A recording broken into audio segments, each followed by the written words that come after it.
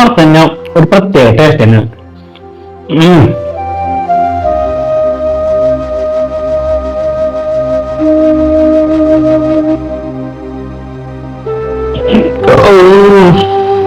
അടിപൊളി ഫുഡായിരുന്നു.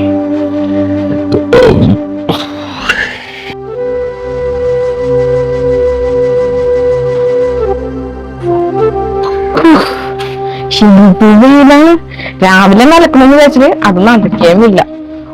മനുഷ്യന് അവശതയായി പോയി. അതെങ്ങനെയാണ് വെക്കേഷൻ ആയിട്ട് ഞാൻ പറയണ്ടല്ല, മിനിറ്റിന് ഡ്രസ്സ് മാറണത്.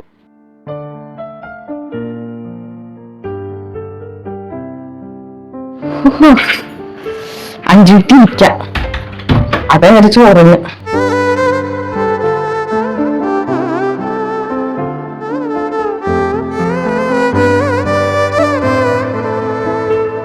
എന്റെ ഏട്ടായിനെ ഫോണും കണ്ടോണ്ടിരിക്കണ. ആ ഭക്ഷണം കഴിച്ചിട്ട് ആ പാത്രം ഒന്നിലാ സിങ്കിലിടാ, അല്ലെങ്കിൽ കഴുകി വെച്ചൂടെ? ഈ വക കാര്യങ്ങളൊക്കെ ചെയ്യണതേ ആണുങ്ങളല്ല, പെണ്ണുങ്ങളുടെ ജോലിയാണ്. ഇപ്പൊ ആ പാത്രം തിന്ന പാത്രം കഴുകിട്ടെന്ന് പറഞ്ഞിപ്പോ എന്താണ്? ഒന്നും വരാൻ പോണില്ല. ഈ വീട്ടിലിപ്പോ നമ്മൾ മാത്രമല്ലേ ഉള്ളു. എന്നെ ഒന്നും സഹായിക്കാനും പറ്റൂല. ഇന്ന് തന്നെ എന്തോരം തുണി ഉണ്ടായിരുന്നു അലക്കാനായിട്ട്. അതൊക്കെ അലക്കിതേ ഞാനിവിടെ വന്നപ്പോഴത്തേക്ക് കാണുന്ന കാഴ്ച, ആ തിന്ന പാത്രം പോലും ഒന്നും എടുത്തു നോക്കാൻ പറ്റൂല. ഈ ഭാര്യമാരെന്ന് പറഞ്ഞാലേ അവരുടെ ജോലിയാണ് ഭർത്താക്കന്മാരുടെ പിള്ളേരുടെയും ഡ്രസ്സും കാര്യങ്ങളും അലക്കിയിടുക, അവർക്ക് ആഹാരം വെച്ചതായി കൊടുക്കുക, അവരുടെ പാത്രങ്ങളൊക്കെ കഴുകി വെക്കുക. ഇതൊക്കെയാണ് ഭാര്യ എന്ന് പറയുന്നത്. പിന്നെ ഭാര്യ എന്ന് പറയുന്ന ഒരു കാര്യം, നീ പിന്നെ മോളിൽ കയറി ഇവിടുത്തെ കാര്യങ്ങളും പണികളെല്ലാം ഞാൻ ചെയ്യാം. മതിയാ? അത് മതിയാ? ഇന്ന് രാവിലെ ഉണ്ടായിരുന്നു, രാവിലെ മീൻ കൊണ്ടെന്ന്, അതും ചെറിയ ചാള.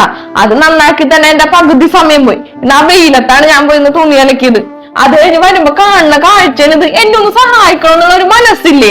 ഇതൊന്നും ഇപ്പൊ ചെയ്താൽ എന്ത് പറ്റും? എനിക്ക് പറ്റൂല. ഞങ്ങളുടെ കുടുംബത്തെ ഇങ്ങനെ അടുക്കള പണിയും കാര്യങ്ങളൊന്നും ആണുങ്ങൾ ചെയ്യാറില്ല. മനസ്സിലായ? ഞാൻ വീട്ടിലെ കുടുംബനാഥനാണ്. ഞാൻ ഇവിടെ പണിയായത് അതൊക്കെ ഭാര്യമാരി പെണ്ണുങ്ങളുടെ പണിയാണ്.